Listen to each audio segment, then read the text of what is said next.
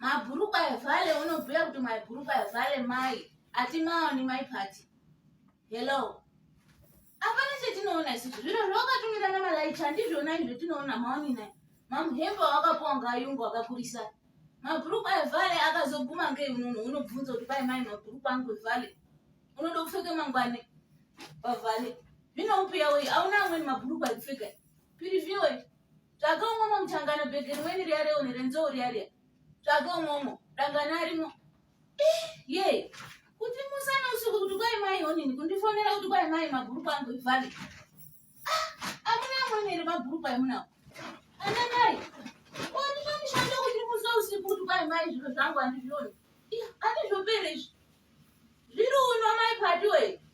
Iwe mai Pati unoda kuzvipfekera anani mangwani zviro izvi. Babangu dziwe. Ye mai Pati. Uku kuda kupfekera amuna zvekupfekere madhodha vaisa kuda kuonekwa. Kuti mudi muite mimba handiti muite mimba dzimweni apo wakatumire mwana unono mudzukuru umweni namalaicha wakwaya nezviro izvi.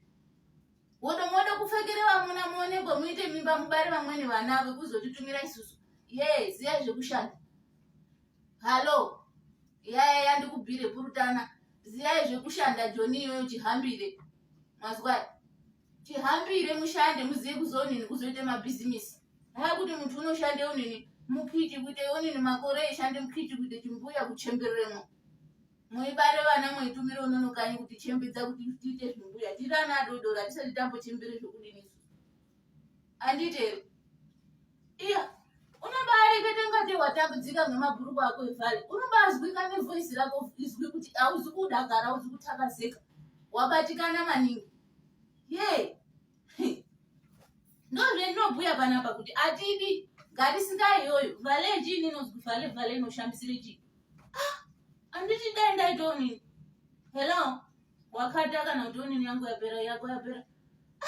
Dai ndaitokwana anditi ndaitogogosa. Kuti onini kuti maoni nangu. Kuti uyo wangu. Mamikaka angu akakurisa machapusi. Ndaitozopfeka wape. Baba yenyu anombopota ehambira unono pena. Ndaitombozoti onini. Ndaitombozosimirawo hino andikwani ye.